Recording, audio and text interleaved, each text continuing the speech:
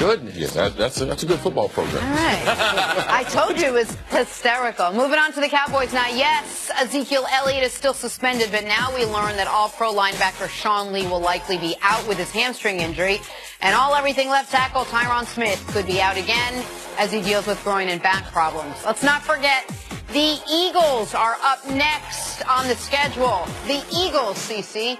So how much trouble are the Cowboys in? Or Chris, whoever wants to answer. He's also I throw it CC, to you. so You're also CC. You know that case that says break glass in case of emergency? Is well, this it's time for the Cowboys to break that glass. It's an emergency, and it's not about Ezekiel Elliott. It's about Tyron Smith and Sean Lee being out of this lineup. I thought at the end of last week that the loss of Tyron Smith in this Atlanta Falcons game would loom larger than Ezekiel Elliott, and I was proven right because when you see what Adrian Claiborne was able to do against Chaz Green, I felt bad for Chaz Green. I was trying to figure out why Jason Garrett didn't get the man some help. Give him some help. Make an adjustment, Jason Garrett. You can't play quarterback when you're not upright, and that's where Dak Prescott was during the game last week. So they've got to figure out how to mitigate the loss of Tyron Smith, and then you look on the defensive side of the ball, Sean Lee, that's a huge loss. What Rod Marinelli likes to do, playing that cover two, you know you got to have an inside linebacker that can run that middle alley. When you took him out of the game, what did Matt Ryan do? He was 15 or 16 on passes in between the numbers for 141 yards and a touchdown.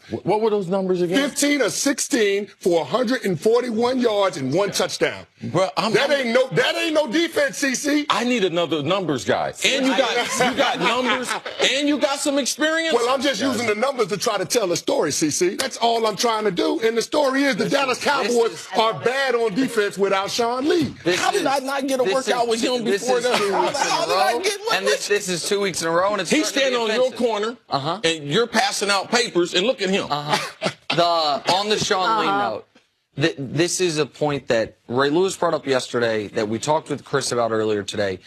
When you were playing as a D-lineman, the best quarterbacks of the defense, what were they telling you pre-snap? Because I think people see Sean Lee making these plays, going sideline to sideline, making all these plays, obviously, after the snap. But go ahead, Chris. You played with Antonio. Yeah. I know Antonio well. Kind of give us the characteristics and the leadership that, because we always give it to the quarterback, but we never give it to the quarterback of the defense unless he's a Ray Lewis, a Luke Kuechly. What does that guy do, and how important is he? Well, I'll tell you what, Antonio Pierce, when I was with the New York Giants, he would tell you the play that was actually coming. So regardless of what the defensive call was, Antonio would tell you what was coming, and he might tell you to take a certain gap, or he might tell you to even drop in coverage as a defensive lineman. And guess what? If I dropped in coverage, the ball was coming right to me. Now, I'm a defensive lineman, so I couldn't catch. But you knew what was coming, and when you have a middle linebacker that has that kind of experience, that can kind of quarterback the defense, you're that much more confident as a defensive lineman. Well, all right, so let's the reason I brought this up so many times is because the numbers are more stark with and without Sean Lee than one player could indicate, right? So these are the 3 games they've played that either Sean Lee missed the entirety of or the Atlanta game. They're giving up 2 more touchdowns. They're giving up 60 more yards. They're giving up nearly double the rushing yards. That is not because Sean Lee, during the play, is preventing 2 touchdowns or holding a team to negative 70 fewer rushing yards. It's because the other guys on the defense are better positioned to do their jobs well. One of the reasons, I'm not trying to make Sean Lee the god of the defense, but one of the reasons... He's one of the most underrated players in the NFL. And no doubt. And he's so important. One of the reasons David Irving, a practice squad guy, who's always had a ton of talent but hadn't clicked in, is able to have 6 sacks this year, is because I believe what you're talking about. Because he's getting a little pre-snap cheat code from Sean Lee. DeMarcus Lawrence, who's always been a good player, but now healthy, is turning into what looks like a Pro level player. An elite rusher, yes. It's Sean Lee, now, a lot of that's from Marcus Lawrence, but a lot of that is also what you're talking about, where he's like, hey, here's what they're doing here. It's a hell of a lot easier to know what you want to do if you know what the other team's doing, and that's what the Cowboys can't replace. That is why, against a Philadelphia Eagles team that is not one-dimensional on offense, they've got, I don't think they have any great wide receivers, but they have 3 good wide receivers. I don't know if they have any great running backs, but they now have 2 good running backs. They have a really good quarterback. They have a great tight end. They can hurt you in so many different ways. If you don't know what's coming, you're almost drawing dead against slowing them down. Yeah, and on the other side of the ball, Tyron Smith, I believe he's going to come back this week. He did work out yesterday. They plan on trying to see him later in the week. His groin is giving him more problem than his back.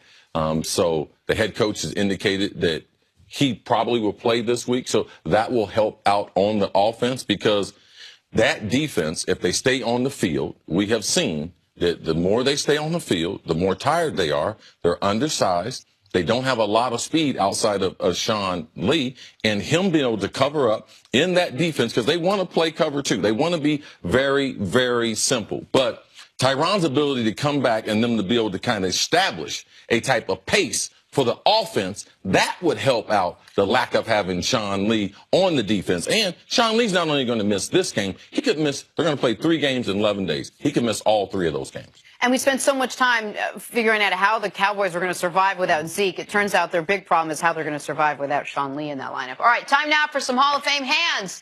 CC, take a look at this. Without these hands, I don't know what I'd do. Push yourself.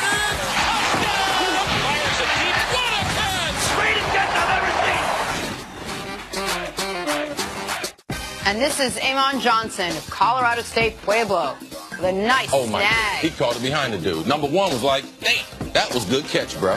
He would have slapped him 5 if it wasn't. No defense for the perfect throw and a perfect catch. Oh, no, he caught on the other side of him. Come on, DB, you're man-to-man. Look into the receiver and look back for the ball. Man. Oh, that's defenseless. Look at him. Hey, good catch, bro. I'm going to be on the highlight.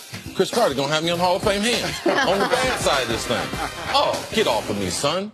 Good catch. Outstanding. Right-handed. This is what you were saying about guys that can shoot. You know, Yes, the skill level in the NBA is the best all time. Right. I'm not denigrating anyone who goes to small school. My son's playing very small college sports. So but that guy's at Colorado State Pueblo making that play. Like, I mean, it's unbelievable. It's a phenomenon. Kids are catching the ball at a higher level. The reason why, because they throw the ball. Even if you go to a little league game, you'll be shocked. They're throwing passes. So there's more. And when I go out to do summer camps, it used to be you had 100 kids, 90 of them were running backs, 8 of them were quarterbacks, 2 of them receivers. You go to a camp now, I got 60 wide receivers, I got 20 quarterbacks. And nobody want to play running back. Nobody wants to play running back anymore. Hey, Chris Canty, thank you so much Great for hanging job. out with us. Coming up, the Cavaliers are celebrating, but should they be worried after last night's win? That is next on Chris First Canty Things on First. Nick Wright's corner ain't